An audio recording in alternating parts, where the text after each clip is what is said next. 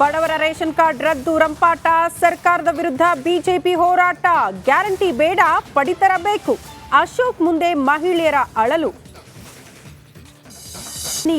ವಕೀಲ ಕೆಪಿ ಶ್ರೀಪಾಲ್ ಹೇಳಿಕೆ, ಪೊಲೀಸರ ಕಾರ್ಯದಲ್ಲಿ ಅನುಮಾನ ಬೇಡ, ಗೃಹ ಸಚಿವರ ಬೆಂಬಲ.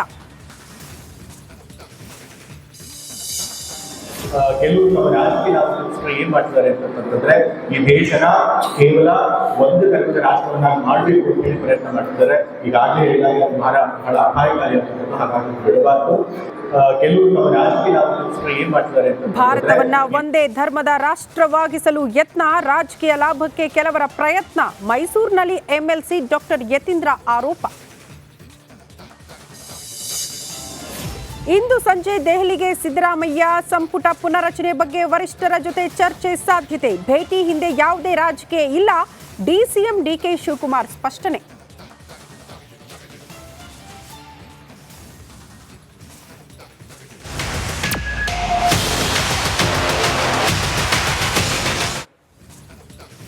ನಮಸ್ಕಾರ, ನೀವು ನೋಡ್ತಾ ಇದ್ದೀರಾ ರಿಪಬ್ಲಿಕ್ ಕನ್ನಡ. ನಾನು ಶ್ರುತಿ. ನಕ್ಸಲ್ ನಾಯಕ ವಿಕ್ರಮ್ ಗೌಡ ಎನ್ಕೌಂಟರ್ ಪ್ರಕರಣಕ್ಕೆ ಸಂಬಂಧಪಟ್ಟಂತೆ ಇವತ್ತು ಶವ ಸಾಗಿಸ್ತಾ ಇದ್ದಂತ ಆಂಬ್ಯುಲೆನ್ಸ್ ಕೂಡ ಪಲ್ಟಿಯಾಗ್ಬಿಟ್ಟಿದೆ. ಮರಣೋತ್ತರ ಪರೀಕ್ಷೆ ಮುಗಿದ ಬಳಿಕ ಆಸ್ಪತ್ರೆಯಿಂದ ಆಂಬ್ಯುಲೆನ್ಸ್ ಮೂಲಕ ಶವ ಸಾಗಾಟ ಆಗ್ತಾ ಇತ್ತು. ಅವರ ಕುಟುಂಬಸ್ಥರಿಗೆ ಹಸ್ತಾಂತರ ಮಾಡುವ ಪ್ರಕ್ರಿಯೆ ಆಗಬೇಕಾಗಿತ್ತು. ಅದೇ ಹೊತ್ತಲ್ಲಿ ಆಂಬ್ಯುಲೆನ್ಸ್ ಪಲ್ಟಿಯಾಗ್ಬಿಟ್ಟಿದೆ. ಉಡುಪಿಯ ಹೆಬ್ರಿ ಬಳಿ ಪಲ್ಟಿಯಾಗಿದೆ ಆಂಬ್ಯುಲೆನ್ಸ್.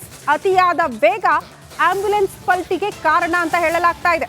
ಮಣಿಪಾಲದ ಕೆಎಂಸಿ ಆಸ್ಪತ್ರೆಯಿಂದ ಹೊರಟಿದ್ದಂತ ಆಂಬ್ಯುಲೆನ್ಸ್ ಹೆಬ್ರಿ ಕೂಡ್ಲುವಿನಲ್ಲಿರುವ ವಿಕ್ರಮ್ ಗೌಡ ನಿವಾಸಕ್ಕೆ ಹೊರಟಿತ್ತು. ಮೃತದೇಹವನ್ನ ಕುಟುಂಬಸ್ಥರಿಗೆ ಹಸ್ತಾಂತರ ಮಾಡಲಾಗಿತ್ತು. ಸಾರ್ವಜನಿಕರ ನೆರವಿನೊಂದಿಗೆ ಸಂಚಾರಕ್ಕೆ ಅನುವು ಕೂಡ ಮಾಡಲಾಗಿದೆ. ಆಂಬ್ಯುಲೆನ್ಸ್ನಲ್ಲಿ ಇದ್ದವರಿಗೆ ಯಾರಿಗೂ ಅಪಾಯವಾಗಿಲ್ಲ ಅನ್ನೋದು ಸದ್ಯ ಸಿಗ್ತಾ ಇರುವಂತಹ ಮಾಹಿತಿ. ದೃಶ್ಯ ನೋಡ್ತಾ ಇದ್ದೀರಿ. ಸ್ಥಳೀಯರೆಲ್ಲ ಬರ್ತಾರೆ. ಆಂಬ್ಯುಲೆನ್ಸ್ ಪಲ್ಟಿ ಆಗ್ತಾ ಇದ್ದಂತೆ ಅವರ ನೆರವಿನೊಂದಿಗೆ ಅಲ್ಲಿ ಸಂಚಾರಕ್ಕೆ ಅನುವು ಮಾಡಿಕೊಡ್ಲಾಯಿತು. ಆಂಬ್ಯುಲೆನ್ಸ್ ಮೇಲೆ ಕೆತ್ತುತ್ತಾರೆ. ಆರಾಮಾಗಿ ಆಂಬ್ಯುಲೆನ್ಸ್ ಮುಂದೆ ಹೋಗ್ತಾ ಇರುವಂತಹ ದೃಶ್ಯ ಗಮನಿಸ್ತಾ ಇದ್ದೀರಿ. ನಕ್ಸಲ್ ನಾಯಕ ವಿಕ್ರಮ್ ಗೌಡ, ಆತನ ಎನ್ಕೌಂಟರ್ ಆಗಿತ್ತು. ಇವತ್ತು ಬೆಳಗ್ಗೆ 5 ಗಂಟೆ ಹೊತ್ತಿಗೆ ಮರಣೋತ್ತರ ಪರೀಕ್ಷೆ ಕೂಡ ಆಗಿತ್ತು. ಎಲ್ಲ ಮುಕ್ತಾಯ ಆದ ಬಳಿಕ ಅವರ ಕುಟುಂಬಸ್ಥರಿಗೆ ಮೃತದೇಹ ಹಸ್ತಾಂತರ ಆಗಬೇಕಾಗಿ.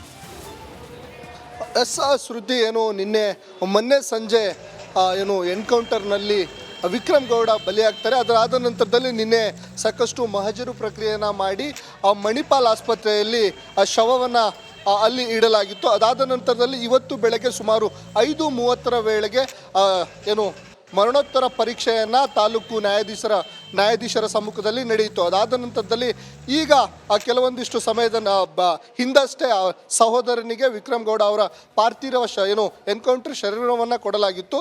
ಹಾಗಾಗಿ